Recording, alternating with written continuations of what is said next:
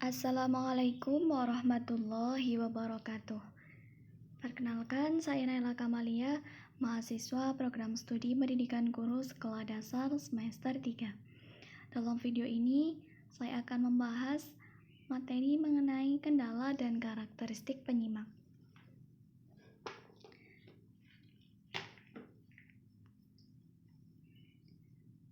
Berikut pengertian menyimak dan penyimak. Sebenarnya menyimak sudah dibahas kemarin, tetapi saya ulas sedikit tentang pengertian menyimak.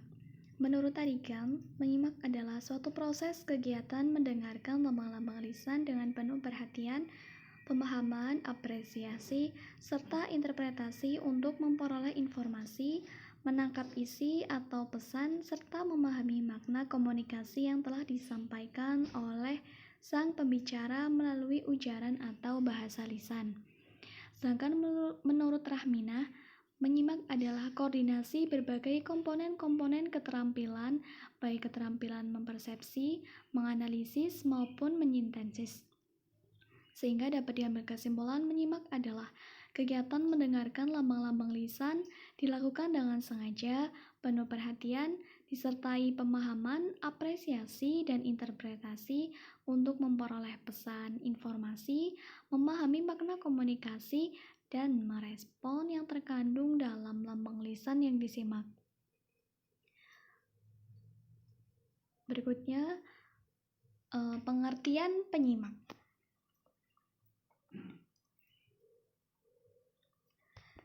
Kegiatan menyimak merupakan kegiatan yang cukup kompleks karena sangat bergantung kepada berbagai unsur yang mendukung. Di antaranya penyimak. Penyimak adalah salah satu unsur penting dari menyimak. Penyimak yang baik adalah penyimak yang memiliki pengetahuan dan pengalaman yang banyak dan luas, sehingga dapat menyimak dengan intensif.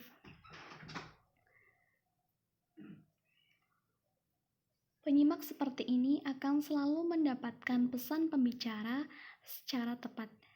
Hal itu juga akan lebih sempurna bila ditunjang bahwa penyimak itu memiliki pengetahuan dan pengalaman yang luas. Berikutnya keterkaitan antara mendengar dan menyimak.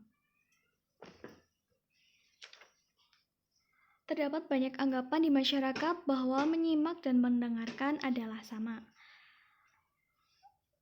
Padahal kegiatan mendengar tidak memerlukan serangkaian kegiatan atau persiapan yang kompleks, karena tanpa disengaja, seseorang akan mampu melakukan kegiatan mendengar. Mendengar adalah bagian dari menyimak. Menyimak merupakan kegiatan yang lebih kompleks. Menyimak membutuhkan persiapan dan konsentrasi agar dapat menangkap informasi yang sedang disimak. Sedangkan mendengar dapat dilakukan tanpa sengaja dan tanpa konsentrasi yang penuh. Berikutnya, karakteristik penyimak. Kaminjam menyatakan bahwa penyimak yang baik ialah penyimak yang memiliki sikap-sikap seperti ini. Pertama, sikap objektif.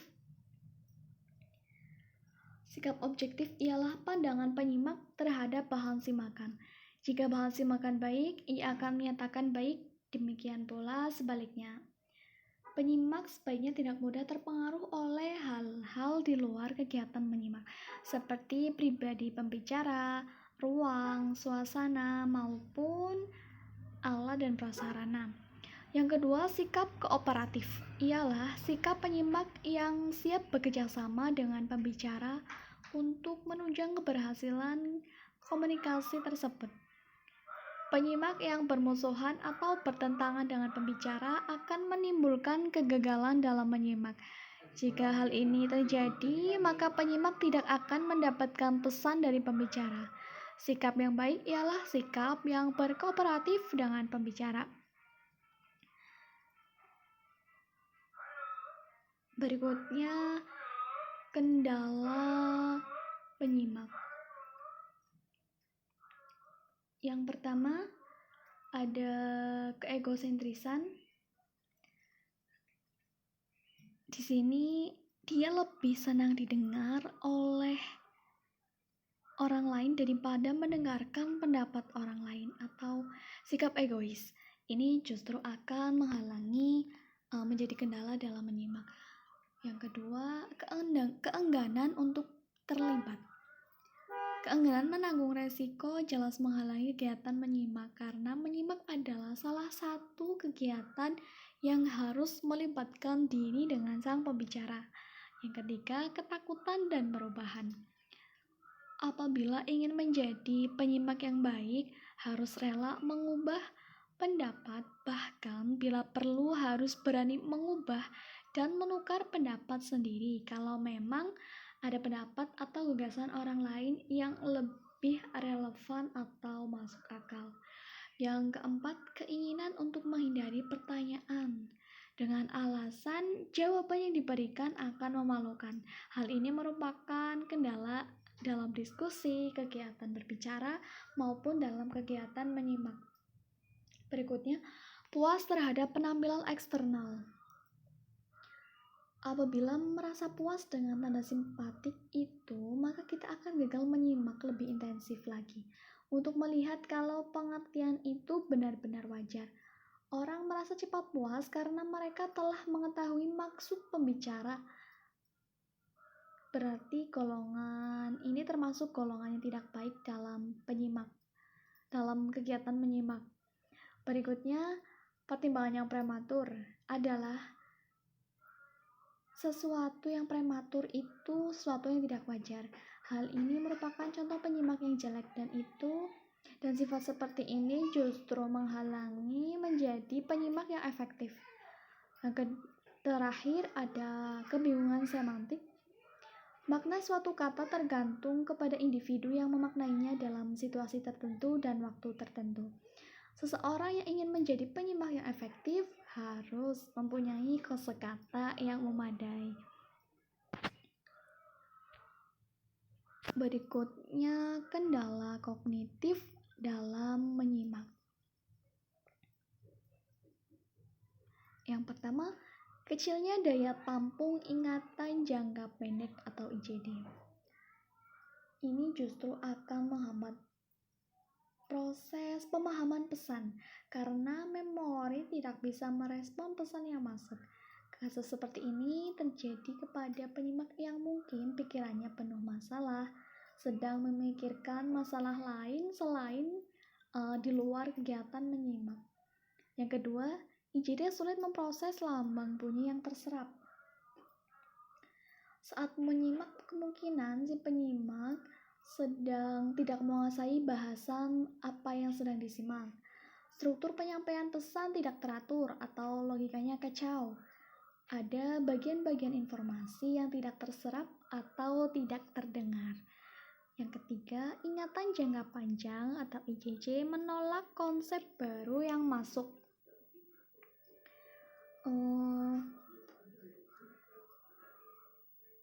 Penolakan konsep baru terjadi karena IJJ menolak konsep yang datang dari IJD dengan cara mengirim konsep atau pengertian yang telah ada pada IJJ, sehingga terjadi perang konsep di dalam pikiran. Peristiwa ini terjadi mungkin karena tertutup terhadap pandangan baru, penyimak memiliki sikap yang egois, konsep baru bertentangan dengan kepercayaan atau pandangan hidup penyimak. Yang berikutnya, beberapa lambang lain masuk lewat indera lain. Maksudnya, beberapa lambang lisan lain masuk indera lain dan bertentangan dengan lambang yang masuk lewat indera pendengaran sehingga mengganggu konsentrasi atau perhatian. Kejadian ini misalnya saat menyimak, si penyimak satu melihat gambar atau kejadian yang isinya tidak ada hubungannya dengan bahan yang sedang disimak. Dua, mungkin terganggu karena sedang gundah atau setelah mengalami pertengkaran. Kemudian, kendala yang berikutnya, konsep atau pengertian yang ada pada IJJ tergoncang oleh konsep baru. Maksudnya, konsep yang tergoncang oleh pengertian baru diterima seseorang sehingga IJJ menjadi labil. Hal ini terjadi karena penyimak Mungkin 1. Bingung menyikapi konsep baru. 2. Tidak mampu menata informasi baru dengan pengetahuan yang disenangi. 3. Fanatik terhadap suatu konsep saja dan tidak mau mengakui keberadaan pengetahuan lain. Yang terakhir, menggunakan skemata yang tidak cocok. Maksudnya, menyimak akan terhambat di dalam otak jika tidak ada sejumlah pengetahuan atau skemata tentang materi yang sedang disimak. Kondisi seperti ini terjadi karena penyimak 1. Kecerdasannya terbatas, 2. Mungkin karena tidak menguasai materi sama sekali, 3. Datang terlambat terlalu lama. Demikianlah presentasi dari saya untuk sesi diskusi tanya jawab. Kita lanjutkan di grup WhatsApp. Demikian presentasi dari saya. Apabila terdapat tutur kata yang kurang berkenan, terdapat kekeliruan, saya mohon maaf yang sebesar-besarnya. Akhirul qouli, wassalamualaikum warahmatullahi wabarakatuh.